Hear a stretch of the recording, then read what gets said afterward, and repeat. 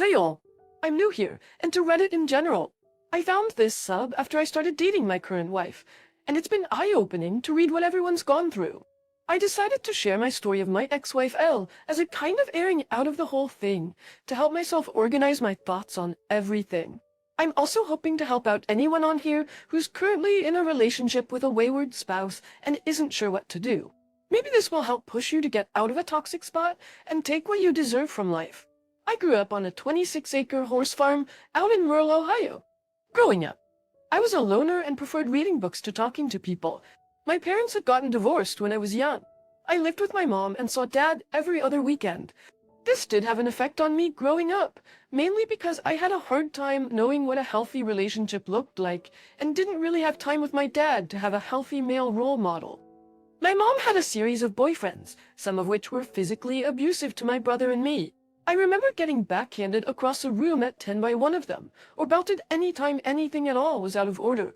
Another one used glue traps for the mice in the garage and made us watch when he'd cut them off the traps, which he'd do by cutting all their legs off before throwing the still living, legless mouse in the trash can. A real gem, that one. I learned very quickly to just keep my mouth shut and act generally pleasant, because anything else might get me punished, usually hit. This also made me develop an unhealthy attitude of just grin and bear it, don't have issues, and if people were bad to me, I'd just take it, bitch whenever I could. I would recede into myself and my books. I was a voracious reader and had over 1,000 books on 5 double-stacked bookshelves in my bedroom. I'd hide in there in the winter once all the chores were done. Anytime the weather was good enough, I'd be outside, reading in the forest or out in a hayfield, and I spent a lot of time over in the old cemetery across our field. It was beautiful, but looking back, probably not the most healthy lifestyle. Sorry for the backstory dump, but through some therapy I've come to realize that my upbringing put me in a vulnerable spot for staying with an abusive partner. My hang-ups and coping mechanisms just led me to tolerate a lot of intolerable behavior from people. Ellie and I met when we were in our mid-teens at a church lock-in that neither one of us wanted to be at, of all things, and hit it off right off the bat. She was one of those mid-2000s quirky girls, writing weird poetry, yelling spork, all the standard stuff at the time, and she was decently attractive with curly hair. She came up and challenged me to an air hockey game, and you know how the rest of that story goes. We dated pretty much exclusively for the next 7 years. We finished high school together, went to the same college, and even got the same scholarship to attend the same college, but to attend the same local state college. We had our ups and downs, but I put that down as just how relationships must be. She was erratic at the best of times and tried isolating me from the few friends I had because they were jealous of her taking all my time. She'd cry over the smallest stuff, hit me when she was mad over things I had nothing to do with, and just generally pester me to shower her with love. She needed constant validation from everyone around her and wasn't too shy about trying to get it. I put up with all this because she was my first real girlfriend, and she was great at just minimizing her bad behavior into something I was just too dumb to get. I just think she was being irrational, but would put up with it to get back to our normal lives. College was where the more obvious red flags started coming. Within a few months of her coming to college, she was constantly hanging around with other dudes in our dorm dorm. They were all male and all female suites that shared a building. I would ask if we were still good and get positive answers, but then find her sitting on some guy's lap in his room later that same night.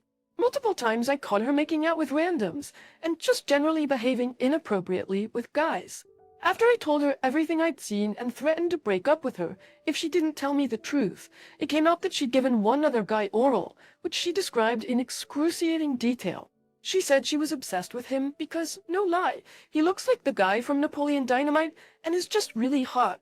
Yes, I should have ended everything we had right there for that comment alone, but we'd been together for nearly 5 years at that point, so I thought we could fix things and reconcile.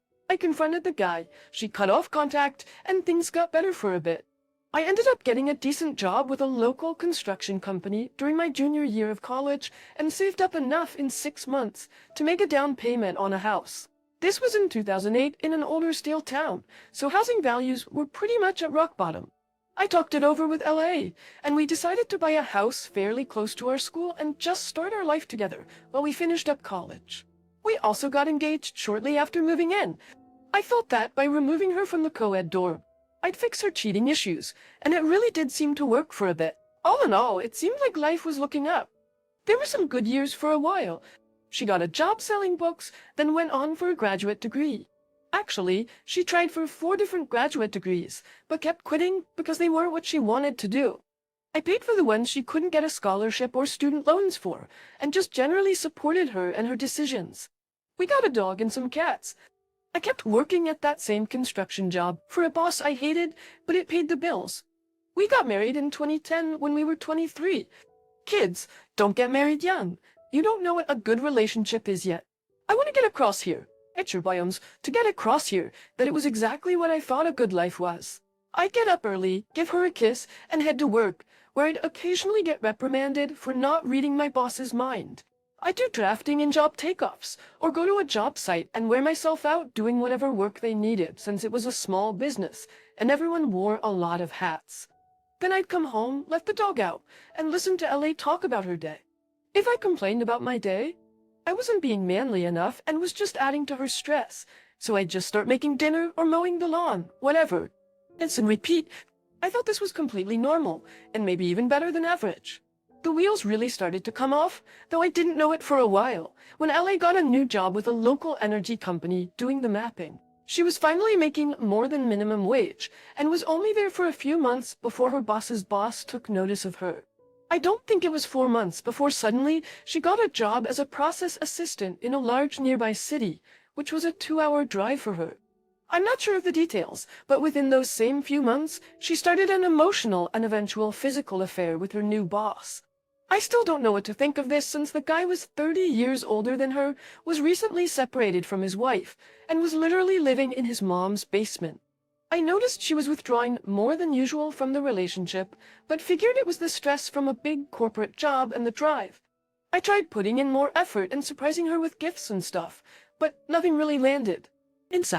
I just figured she'd get used to the work, and things would go back to normal. In January 2013, we moved to Cleveland to be closer to her work. I found a new and much better job.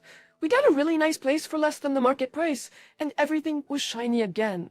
Sure, she had to work really late quite often, but you know, that's corporate. She'd gotten a pay raise for her excellent work. Elle was making new work friends, and was finally coming out of her shell a bit. Elle also started going out with work friends a lot, and quickly started staying out very late and coming home drunk as a skunk, which led to more than a few fights between us. Things deteriorated, and again we just settled into a new equilibrium where we talked less to each other, and when we did talk it would be the most milquetoast of topics. In December 2014, we went down to see her parents in Texas and had a great trip. It really seemed to rekindle some of those feelings we'd been missing, and it really made me realize that things were more messed up in our relationship than I thought. When we got back, I had a real moment with LA where I told her that I really had a great time and want to keep being as invested in each other as we were on the trip. I felt like I had a kind of epiphany where I knew we could change our relationship for the better, and I was inviting her to help me with it. She screamed, straight up looked at me with panicked eyes. I stuttered, screamed, and ran away down to the basement.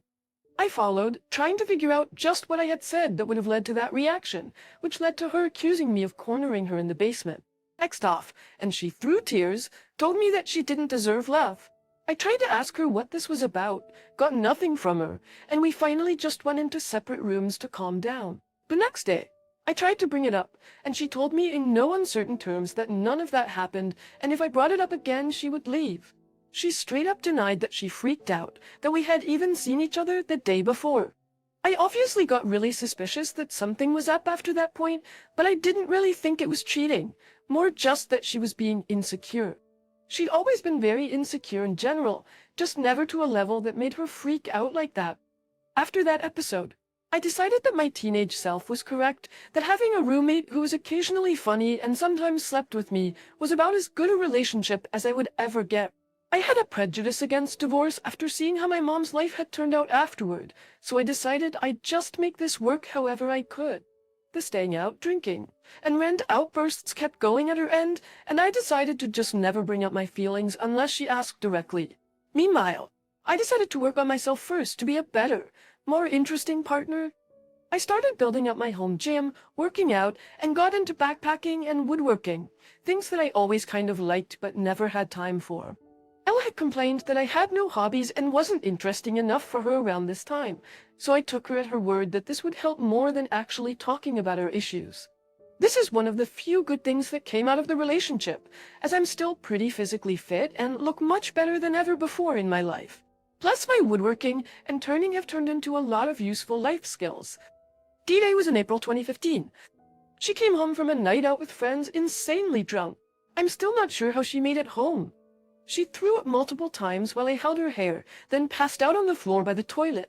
She was so drunk she would breathe in these odd gasps, and I thought she was just going to stop breathing at one point. I thought about calling an ambulance, but just decided to wait it out a bit. She had her phone beside her on the floor, and it kept getting texts, which I ignored for a while. Finally, I thought it was probably someone checking to see if she got home. Okay, so I decided to open it with her thumbprint and respond.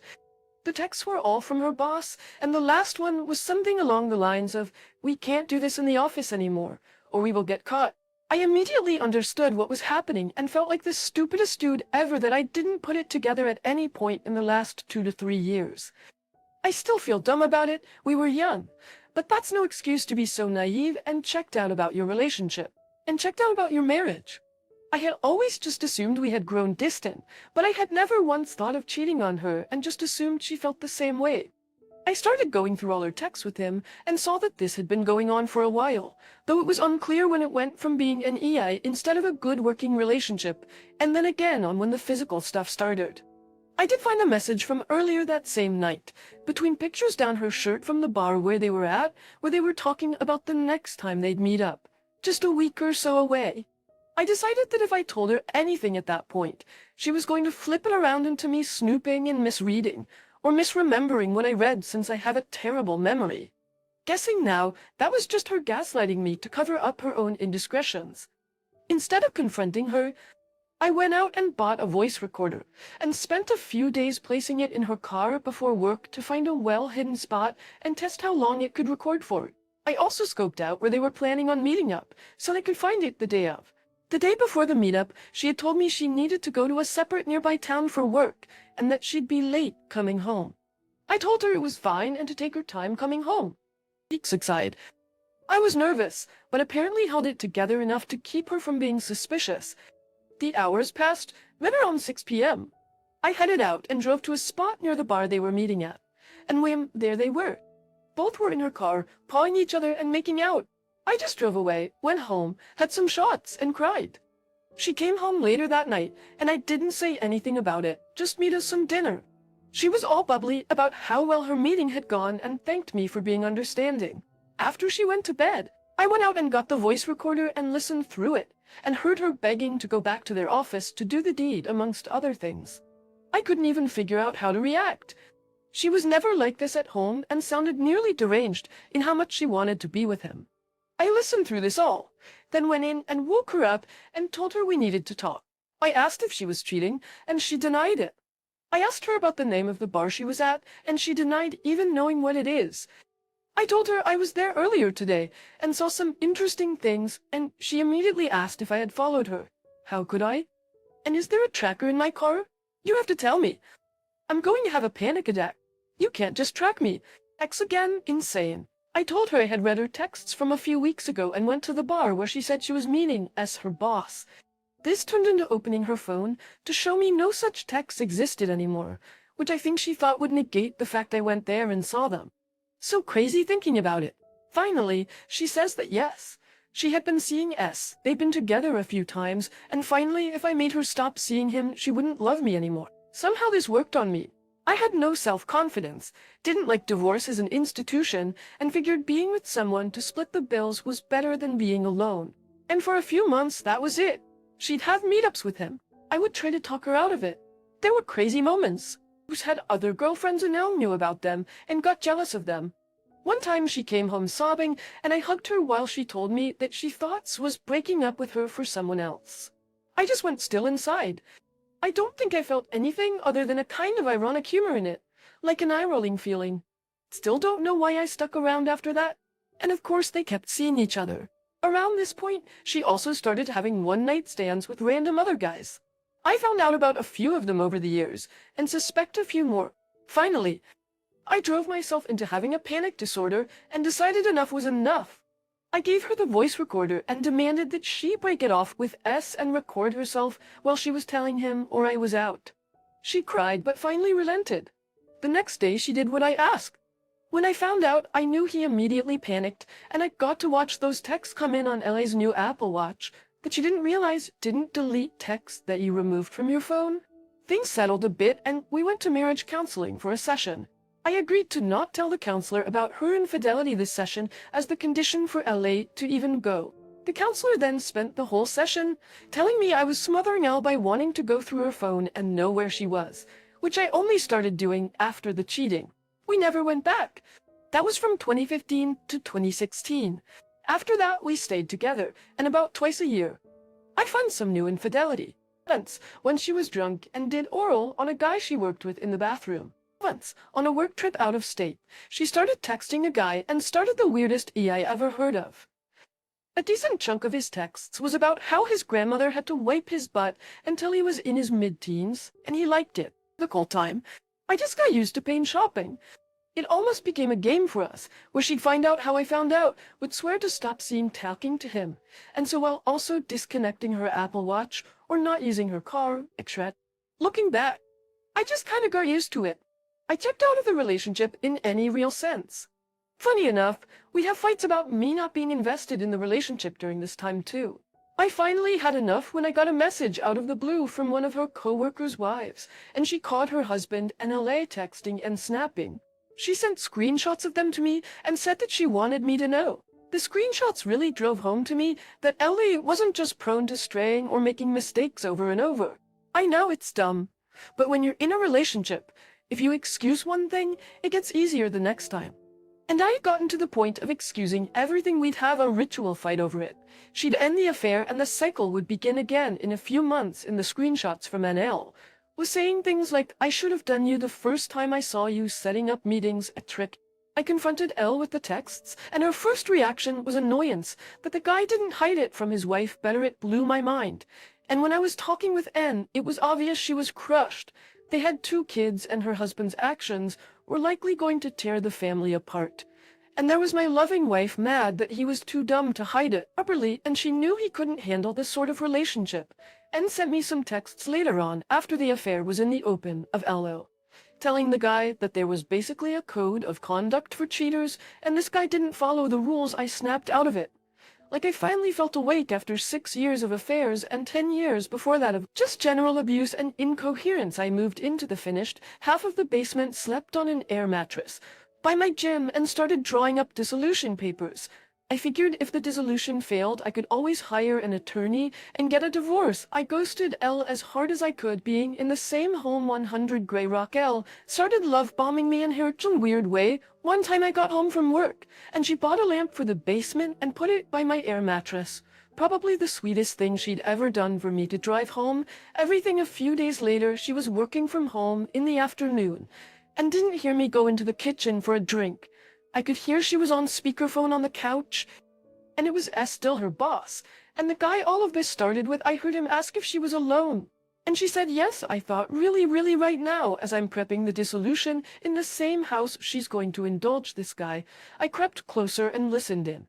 He started talking about how he had never done it in a car, in an automated car wash, and thought that would be fun. I just walked in, got behind her head on the couch and yelled, yes, nice. Hearing from you, LA jumped and nearly fell off the couch, just immediately hung up, and I laughed and went to put on my shoes. Elle yelled out, that was rude. I laughed again and got my coat. Elle asked where I was going, and I said out. I must have said it in a way where she finally got it, that we were done, we had been done. And now I was just wrapping it up. She ran up and blocked the door. I told her to move. And she got this weird little smile on her face. I still remember it. Like all this was still a game, that if she blocked the door, then I'd just have to stay, and we would still be married. That her plan to keep me by physically blocking the door had no chance of failing. And I was just stuck. Now I grabbed her by her shoulders and picked her up and moved her just feet off the floor, right over to the side of the door, then gently back down on her feet. I told her she tried to keep me there. I would take her apart because I didn't have it in me anymore to deal with her, and all the anger I'd been pushing down my whole life was still all right there. I'd never touched her violently and still never have. But that was the closest I got. I drove off to one of my favorite local bars and hung out with friends I've been making for the last few years. I texted Elle that I knew she had another work trip coming up the next week, and that when she got back, she wouldn't be welcome back in the house. Lucky me, she never came back. She moved in with a guy she'd been seeing down there, and they both lived in his brother's dining room since the guy was unemployed and living with his brother. I only saw her a few times after that. She signed the paperwork I sent her with next to no changes. I used the threat that her company would fire both her and her boss if I told them of the relationship they carried on if she tried to be difficult, which got me the house, my car, and less than half of the over $20,000 in credit card debt I didn't know she had racked up. Also, none of my retirement accounts got touched, which is a blessing. She came back to Ohio to sign the paperwork in December 2019 and brought her new guy, which was about as awkward as you'd expect. The new guy seemed to think that I was at fault for the divorce for being abusive, and he was there in case I got violent. Again, I had never heard her, and that includes when she'd get violent with me. I'd just spin her arms and wait for her to stop trying to hit me. I never told him that she'd cheated on me, because I'm pretty sure he was one of the guys she did it with, so I'm thinking he already knew. The other time was when she came back for her stuff that was still in the house while I watched her pack up. A few months had passed. She told me she'd got a new apartment and that the new guy had moved in without asking. She found out when he was helping her move and sat the urine with his dead dad in it on her table. She gave me a weird help me's look, and I just laughed. After that, I didn't see her again. Within a week of the divorce, I got cold approached by a girl at a concert and got her number, then again at a local event. Within a month, I was actively dating 4 people, all of whom were better than LA in every way. My friend said that I had that fresh on the market vibe, lol. I was just happy for the first time in a very long time, and it made it easy to attract people. I calmed down a bit on the dating, though I did have a few girlfriends. I doubled down on my workout routine, went to Peru and hiked the Cordillera Blanca Mountains, and almost got stuck there when C-19 hit. I got into my ancestry after a 23andMe test, and found a weird little utopian commune that was founded by a guy with my last name, though it's mostly historical buildings now. Elle tried to stay in contact over the last few years, sometimes for actually important things, mostly bull just trying to keep me in her life somehow. I've ignored it. Though I've got some funny insights, like how the new guy immediately started fake proposing multiple times a week, and it was freaking her out. She texted me once saying that taxes sucked as a single, so she was getting married for tax reasons. When she found out I had found someone and got engaged, she sent a congratulations card to the house that she had hand-painted herself, which immediately went in the trash. Or the fact that the new guy was recently diagnosed with MIMS. I don't see LA sticking around, and suddenly finding her caring side to take care of a dude 10 years her senior with a neurological issue. Sure, in August 2020, I encountered my current wife. C, she's amazing, had gotten out of a bad marriage with a guy who seems a mirror image of LA. We hit it off when I was talking with a buddy of mine, and I said, I'm just looking for someone normal. She heard me, and we both looked at each other for a second with a funny me too. Look, we got married after 2 years of dating this last September, and we've never even fought once in the last year. She takes care of me. I take care of her. We talk every day, and it's always beautiful. It's really tough to describe, but she's the one. I'm doing much better now. I look back on all that, on literally half of my life, and wonder why I stayed for so long and through so much, especially when it was so easy to find someone so perfect afterward. If any of you made it this far and are currently in a bad relationship and wondering what to do, I get it. I think most of us get it. You put up with stuff that you think you never would. You think that this person you've put so much effort into can't be doing this on purpose. You'll excuse next to anything. You actively make yourself into a doormat. It's not worth it. Just get out, because whatever led to cheating once, it'll happen again and again after that. Cheaters will tell themselves whatever they need to in order to not feel bad about themselves and their actions. They will always justify it, to themselves and to you, and you'll always wonder what they're doing when they're not with you. You deserve better. So leave, cut losses, and do whatever you need to. My hang-up on divorce and low self-confidence kept me in way longer than I ever should have, and nothing that happened in the relationship in the years after I found out helped me in any way. The only person that can get you into a better headspace is yourself, and focusing on you and the people that actually care about you. It gets better once you leave. SPLP, your redemption story is absolutely incredible. I think this is by far one of the best redemption stories I've read on this sub. I'm more than proud of you that you were able to get your life back together. You are now living the life you deserve to live, and your ex's history. Let's all have a toast to celebrate Op's victory. Thank you for taking the time to listen to today's story. If you enjoyed listening, please feel free to like and subscribe if you haven't already. Also, comment below with your thoughts on today's story. Take care of everyone.